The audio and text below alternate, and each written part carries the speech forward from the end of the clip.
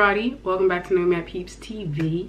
It's your girl Lisa, also known as Peachy, and yes, we are here with another episode. This episode I want to talk about confidence and finding confidence in your travels, finding confidence abroad as a new traveler, or even if you're not a new traveler, finding confidence as someone who has been doing it, because sometimes certain things, they don't happen right away. You find them on your journey, on the way to wherever you're going, whether it's like an actual location or you don't even know, it's open-ended. It's finding your purpose, as is my case. Over the years, just with traveling as much as I have, I've really been able to gain a lot of self-confidence, but it came from putting myself in situations that I wouldn't necessarily want to be in. Not actual bad situations, but situations that have helped me to grow as a woman and just as a seasoned traveler. So when I was younger, I was the kid that was like crying every night before like the new school year started. So I was always nervous, so much anxiety, like really crazy anxiety as a kid. But I always knew I wanted to travel, and then by the time like high school happened and then college, I was getting like further and further away from home, and it got to the point where I was like, okay, well, even though these things give me anxiety and I get very nervous, it's something that I want, because otherwise why would you take yourself outside of your comfort zone or put yourself into situations willingly that you knew you didn't want to put up with? So if you're that person that you have these anxieties about meeting new people or going new places, but you know it's something that you want to do, you just gotta override it. It's as simple as that. It comes down to the fear that you have, and we all have some type of fear about something. It really just comes down to pushing yourself, getting over it. It's literally a hurdle that you just have to get over. It's like a roller coaster ride too. Like once you get to the top, I think the top is the worst bit, because it's like you know what's coming and it's scary, but once you go down, it's like it's like an exhale. So I would start by saying, first, whatever fear you have to try to tackle it head on.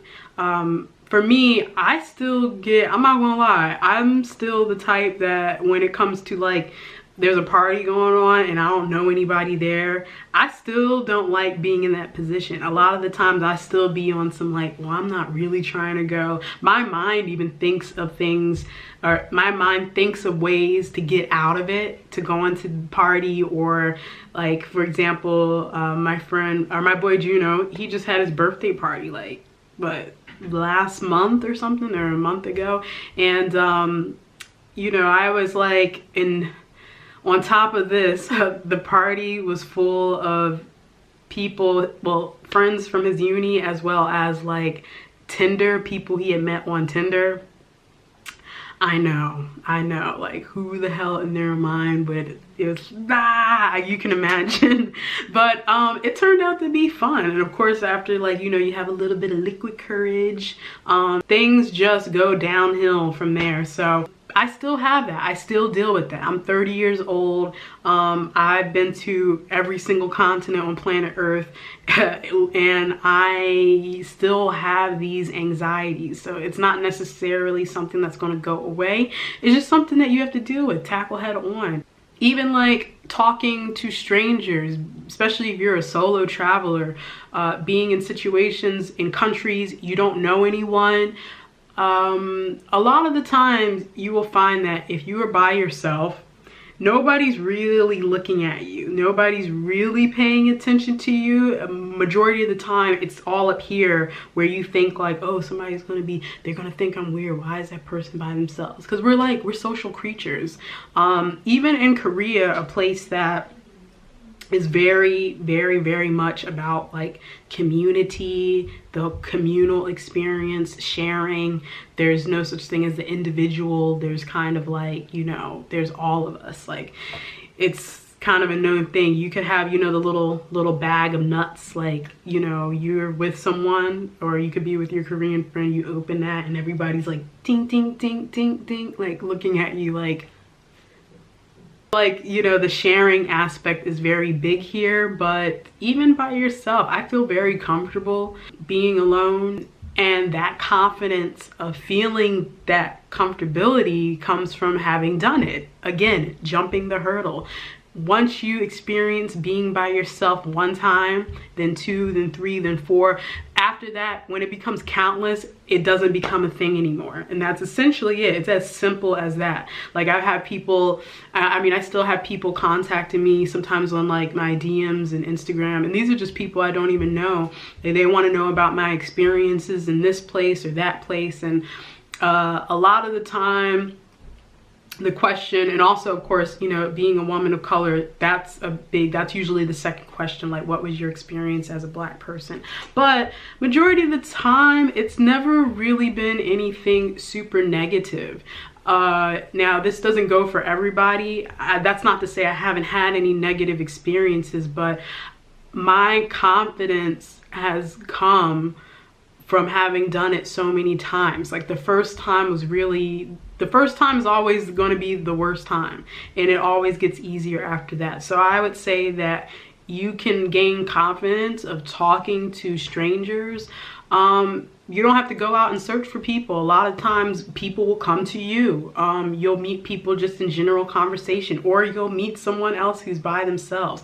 A lot of the times I feel like the universe has a way of creating, how should I say, if it's something that you're never really alone. I kind of feel like even when you think you're somewhere, if you're traveling solo, the universe has a way of taking care of you. I really believe this because I've experienced it so many times.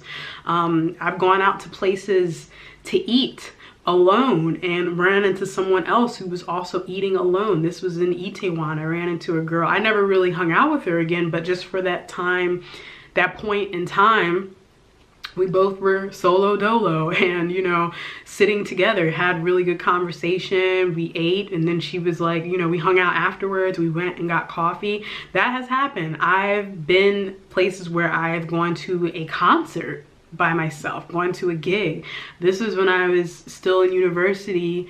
I went to go see Calvin Harris. This was before the stadium concert, Calvin Harris. Like, this was Music Hall of Williamsburg. I went on a Thursday night. It was a school night. I had class the next day. Went, he was doing a DJ set. Went by myself because my brother couldn't come, but I ended up being the best time, and it was kind of like a crazy night. I ended up meeting another chick who was there by herself, and we hung out, and, you know, it's like, just, it ended up being okay. So that, I say all that to say that you're not ever really alone, and knowing that, that's also where confidence for me has come, knowing that I'm like, I'm gonna either run into someone, maybe I'm gonna have an awesome conversation with someone, and like, I know some people are thinking, but it's not always all right, or what if like something bad happens, or da da da da da da. I'm like, you know, something bad can happen when you're with your friends. Something bad can happen when you're with your family. Like,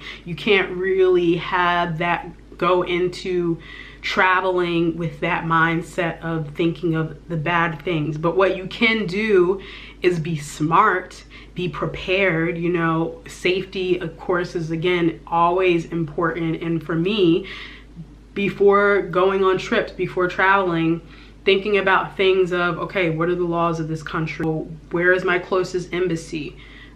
Where will I be able to like get a hold of someone that speaks the same language of me if I'm going to a country that they, you know, English is not spoken widely? What are some numbers, some emergency numbers? What's the emergency number of the country? Things like that. These are things that are just good to know. And if you have that knowledge, again, that is also like, you know, what to do in an emergency situation. Knowing that, again, is also going to help boost your confidence, because you'll feel more comfortable to go out, enjoy yourself, and if something bad should happen, you know what to do, because, you know, you have, I mean, you can never be prepared for those situations, but knowing that like, oh, if this goes down, I know exactly what I need to do immediately. Like that kind of, for me, that kind of makes me feel a bit better. And the last thing I would say is learning to listen to yourself, trusting yourself and your intuition. I don't think people do this enough. I still don't think people do this enough. I'm just getting now to the point where I'm really learning how to do that. And it usually, for me, it stems from a place of a feeling, just a feeling. You can never put, you can never put words to it. It's just something that it's something intrinsic that if something is going down, or there's people that you meet and you just kind of like, it's not even maybe necessarily something that they say. Maybe you're reading their body language. Maybe something that it's just an energy, which I truly believe in being able to read people's energy. I'm able to, that's something that I am able to do.